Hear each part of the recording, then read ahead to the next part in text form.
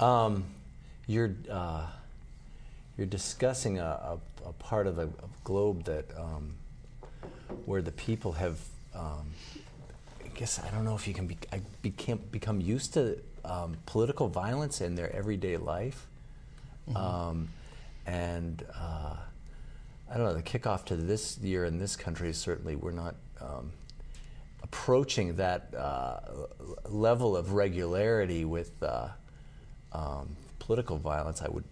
Let's just assume that. But you've recently written on the Arizona shooting in Giffords, and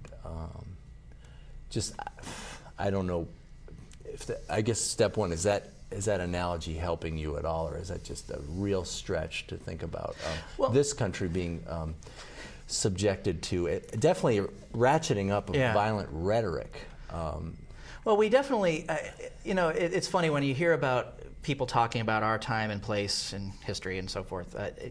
It always seems like people want to make it like this is the worst ever and whatnot. But we saw, a lot of violence during the Civil Rights Movement and during the anti-Vietnam War and so forth. The Civil War was a fairly violent kind of time, So I don't think we're unique in our own history or an experience, and I don't think that, we're any, worse off or better off than we were last year. And comparisons between also different countries are sometimes difficult, but you can see sort of the ultimate, reality of that kind of violence and the rhetoric and the dehumanization in a lot of conflicts, almost every conflict really, and even in our own we see today, while it's mostly rhetorical, but I say that you're a socialist, a Marxist, a Muslim, whatever, or you're a racist and a dumb cracker or what, you see that stuff flying around, and the whole thing is that's how you dehumanize someone so you can then justify other acts of badness. You're an and we've object, seen that, not a person, exactly, right.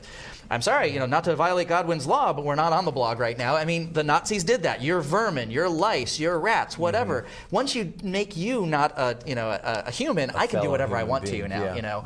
And so I can either insult your mother or I can shoot you in the head from 2 feet away. And we saw actually just was it today or yesterday? Today, I guess the bomb that they found at the Martin Luther King rally in Spokane was clearly targeted toward the parade. And so we're seeing that kind of ratcheting up. Clearly, though, we're not at a place where pizzerias are being blown up and we're firing on crowds all the time, like you see at those touch points. I mean, what's weird is I spent a lot of time in Tel Aviv too. It's a beach kind of community basically, and it was really Disney World. It was a completely different experience than when I was out in the Negev Desert or in the West Bank, because you're there and while there's a memorial to like that disco that was bombed back in 2002, I guess, when all these Russian emigres and stuff were there, we have those kinds of things, of course, and a lot of spray painting Freed Jalad, who was the soldier who's still held in captivity in Gaza.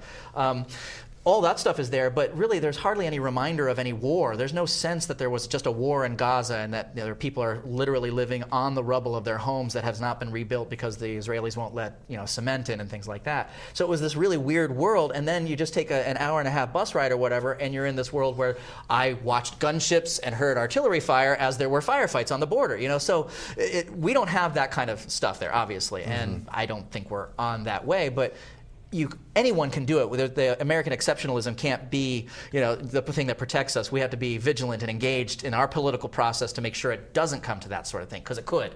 We're already seeing plenty of bad things as it is. Right. The post you wrote, you included a Thoreau quote. I just wonder if you want to explain a little about what that quote. Now let's see. That was the one about if I just vote, I'm making a feeble request, basically, for a particular action. Yeah. Right. This was, of course, from Civil Disobedience, where he was writing about how he refused to pay property taxes, or it was some tariff. I can't remember which tax now. Weird. But it was in response to the Mexican-American War. Sure. He did not want to, support that. Right. And so, he was jailed and whatever. But he wrote about, here's why I'm disobeying the law, that I have to put more skin in the game. because when I vote, and that's great, voting is wonderful, but when I vote, all I'm saying is here's my preference. Could you kind of do that for me? Kind of thing. And majority rule isn't the way to deal with the most important issues, because you have then things like rights and stuff that are going to be trammeled. So he was saying, I'm got to do more than just vote. I am actually now going to take an act of disobedience to a level that will have consequences for me, that hopefully will draw attention to the problem, whatever. And if enough people stopped paying their taxes, then we wouldn't have any money for war and that sort of thing. I mean, that's kind of the end result. That's not all he said, but so that's something that's always stuck with me, is that, yeah, I'm an informed citizen, and starting with, I guess, the Dean campaign, with all the stuff online, I started, contributing to candidates, which I never had before, and I've always voted since I turned 18, That's not enough. That's just the start of the political process, and that we still have to be engaged during, the time between elections, or we are going to let these people do whatever they want. And that's kind of the point, is we've been given a republic, and we got to keep it somehow, as Franklin said. So I thought, Thoreau was a very important voice in this discussion, that I'd seen a lot of people pointing fingers. Not that I'm a fan of Sarah Palin, but people were saying, you're an accessory to murder, which A, only gives her fodder to come back and play the victim, but B, what about your responsibility? Why shouldn't we start by thinking about what is my responsibility in this system?